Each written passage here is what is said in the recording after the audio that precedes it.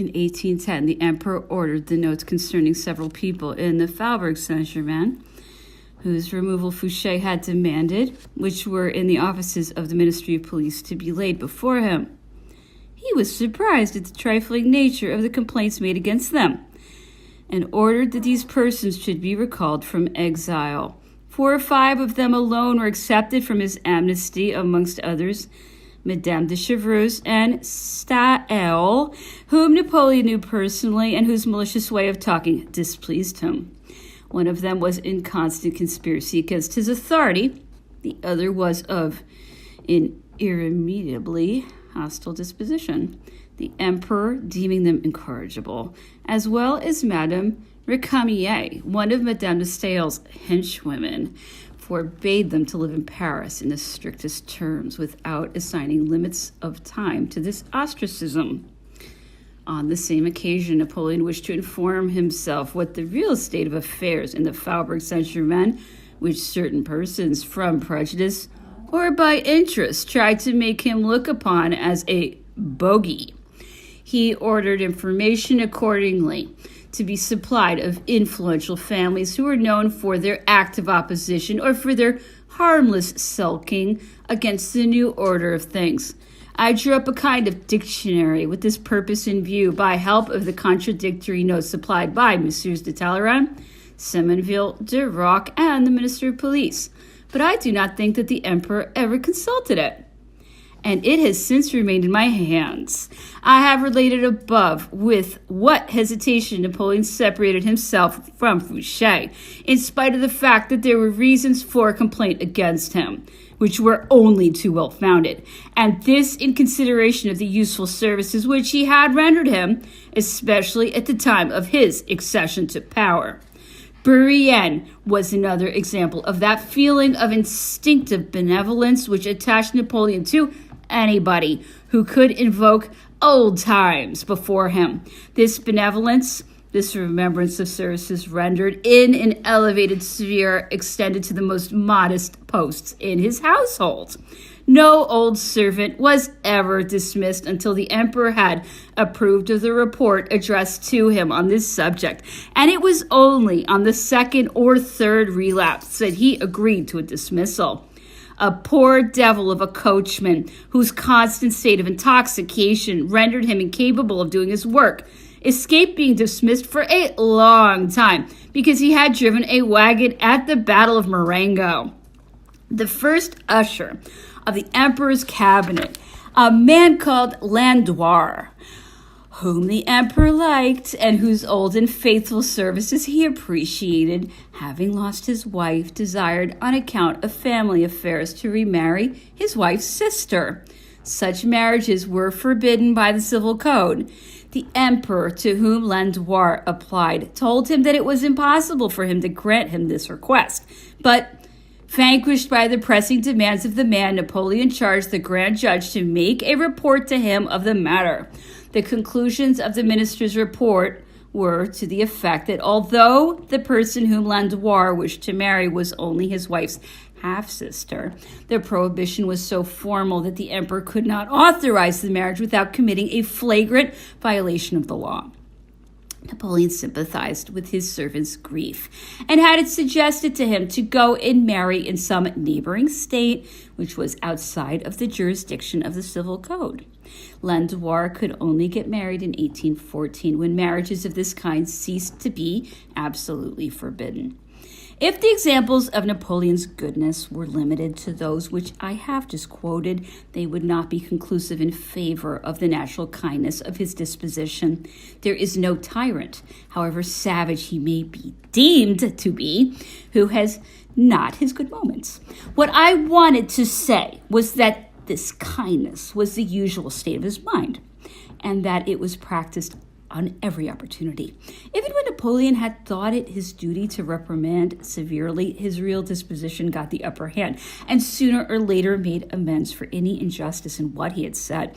I do not want to digress too far, nor to mention the numerous examples of Napoleon's disposition to remember past services. These examples are generally well known, and I will content myself with mentioning the following, which are less so. In 1809, General Carnot found himself in debt. Since Napoleon's accession to the empire, he had constantly maintained an attitude of pronounced hostility towards the new regime. As this general's conduct was the result of his convictions and not of personal feeling, he presumed on the sovereign's generosity to the extent of asking his support in a critical moment, and accordingly sent me, through the agency of Monsieur Collignon, his kinsman, with whom I had been in relations, a letter in which he asked me to ask the emperor for a loan of a sufficient sum to settle his difficulties. The emperor, being touched by Carnot's confidence in him, hastened to assist him. By a delicate feeling, he did not ask to be informed of the state of the general's affairs, nor did he ask him to lay his accounts before him. Napoleon simply asked the Minister of War at what time Carnot had ceased to receive his pay as a general, and ordered the arrears with accessories to be paid over to him, which realized more than Carnot needed for his debts. At the same time, he granted him a pension of 10,000 francs as a former minister. Carnot, out of gratitude for the emperor's generosity towards him, offered him his services. An exchange of courtesies then took place between them, which honors them both alike. Napoleon, out of consideration for Carnot's political convictions, did not wish to assign him to a post the duties of which might clash with his opinions. He asked him purely and simply to write a book on the defense of fortified places, inviting him to give the authority of his name to the principle of defense carried to its extremest limits. Recent examples had shown the necessity of reestablishing this principle. Carnot lost no time in carrying out the emperor's wishes, and a few months later sent him the work, together with the following letter. Sire, not having been able to offer your majesty the first copy of my work on the defense of fortified places with my own hands, I have begged His Excellency, the Minister of War, to present it to you in my name. My best endeavors have been used in this book to point out to young soldiers intended for this branch of the service the true path of duty, and to inspire them with the feelings of honor and of devotion to your person with which they should be animated. I personally have been guided in the course of my work by my feeling of profound gratitude towards you. May this feeling supplement the talent which I should have needed to carry out your wishes in a worthy manner. I am, sire, your majesty's very humble and very obedient servant and faithful subject. Signed, Carnot. Later on, in 1814, when misfortune fell upon France, and the importance of our fortified places was increased by the invasion of the territory, Carnot offered Napoleon the assistance of his sword and of his experience in a touching letter. His offer having been accepted, he was sent to Antwerp, where he added example to the precept which he had so wisely and so eloquently expounded. Chenier, having become the adversary of the emperor, whom he even attacked in his writings, applied nonetheless to him for a post which he needed. As I had known him formerly, it was through me that his letter reached its destination. After Chenier left the tribunate, the first consul had offered him the place of administrator of the post office. It was a kind of sinecure which would have enabled Chenier to give himself up to his literary work. Such occupations were better suited for him and would, without doubt, have replaced in a profitable and advantageous manner the systematic opposition which had won for him in the tribunate the empty shadow of the influence which he had formerly exercised in the heart of the convention and of the popular assemblies. Chenier refused this lucrative post, although he was fond of spending money, and combined republican ideas with a little aristocratic display. He proudly wished to earn the salary of the place given to him. He asked for the place of university inspector, a place which was more suited to his tastes and aptitude, and in spite of the wretched state of his health, courageously undertook a long tour on the inspection of schools. His vanity as a poet, which could brook no contradiction, often made him forget that the spirit of conciliation was necessary in the functions which he fulfilled. A spirit of opposition, the recollection of his former political passions, led him on to indiscreet attacks against the power of the head of the state. On a report from Fouché, who until then had been his protector, the place of university inspector was withdrawn from him. Financial embarrassment indeed. A state of real distress, to which he was reduced by the loss of his occupation, got the better of his pride. Palissot, who liked him very much, persuaded him after a long resistance to appeal to the emperor's generosity, and assured him that I would willingly undertake to place his letter before the sovereign's eyes. On reading his letter, Napoleon was touched by the sad position into which a man whose talents he respected had fallen, and he made haste to hand over to the poet a sum of money which he needed to pay his debts. At the same time, he commissioned him to continue the history of France and entrusted him with other literary work, rewarding him with a handsome salary. Chenier did not enjoy this new favor for any great length of time, for death overtook him in the prime of life and at the moment when his talents had reached their greatest height.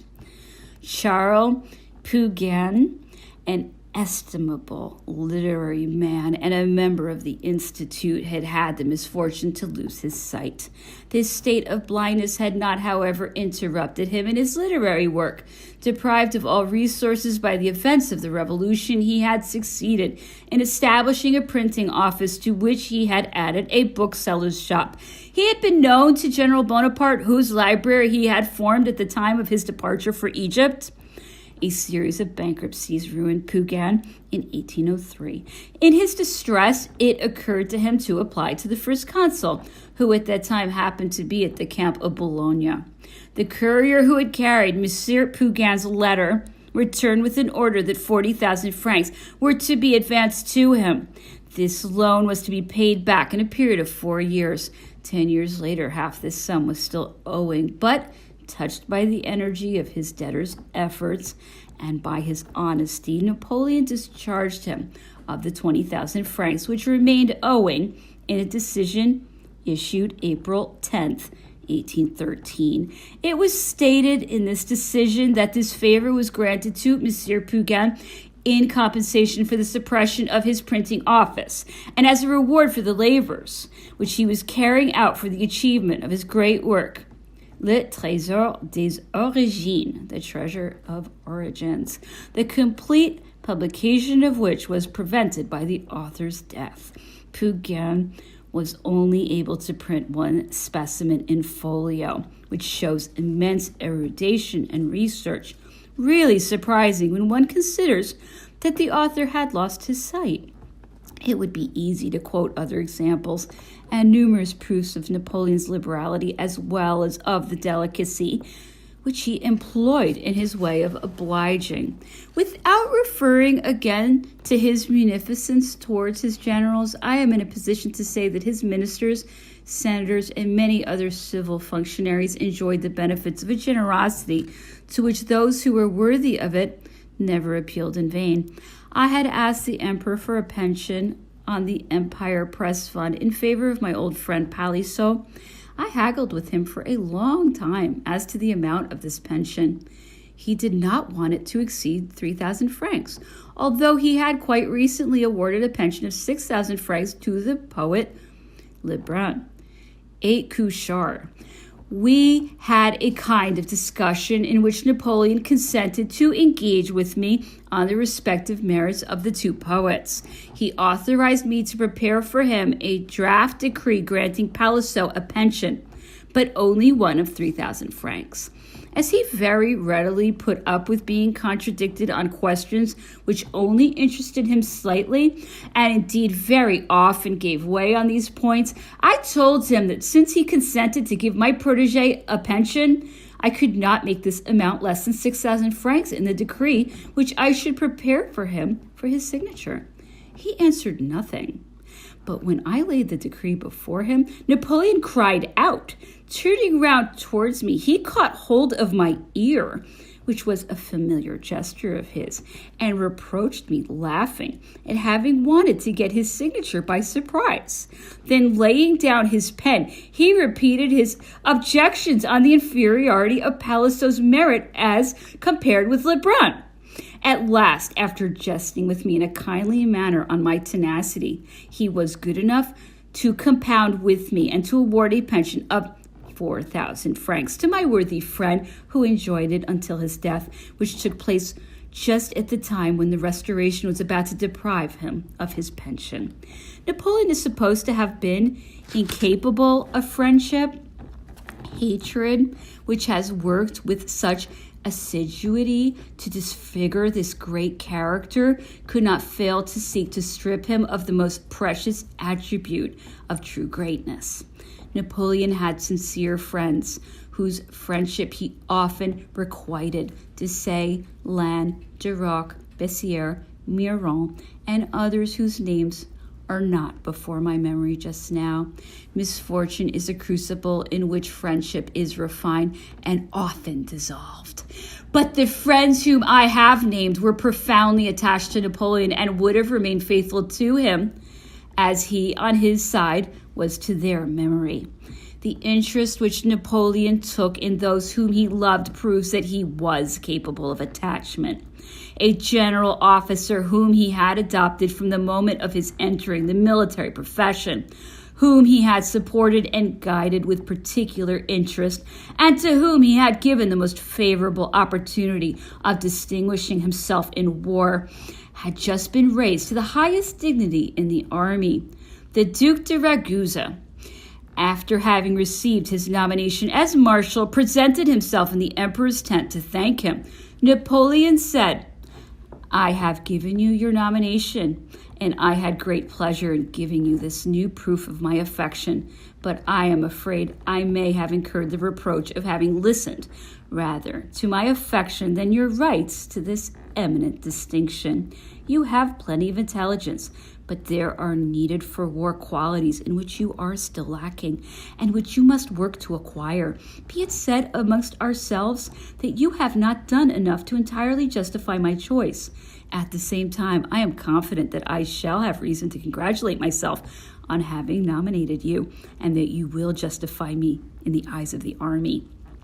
The man to whom these words were addressed, touched by such paternal feeling, agreed as to what he owed to the emperor's goodness, and protested that it was his intention to render himself altogether worthy of it, and to give him fresh proofs of his devotion.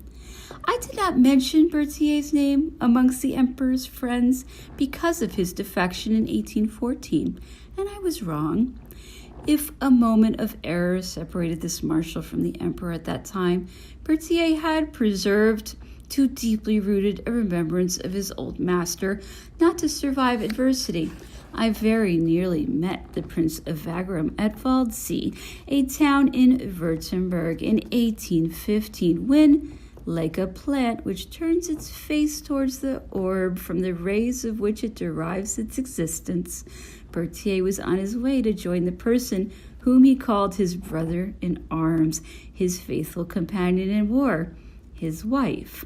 The emperor, on his side, could not forgive him. He used to say laughingly that when Berthier returned, and Napoleon never doubted that Berthier would return, he would take no other revenge upon him than to oblige him to come to the Tuileries in the uniform of Louis XVIII's guards. We may be quite sure that the emperor would not have insisted on this. Adversity, moreover, drew close to Napoleon. At St. Helena, men whose devotion he would never have had the full opportunity of judging in the days of his prosperity, and amongst these it is right with others to mention the name of Monsieur de las Casas, in whose sympathy and fidelity the illustrious captive found consolation in his exile. Napoleon's feelings towards his courtier under misfortune are shown in a letter which is a monument of true friendship, which the emperor wrote to his faithful servant when England forced him to leave Longwood.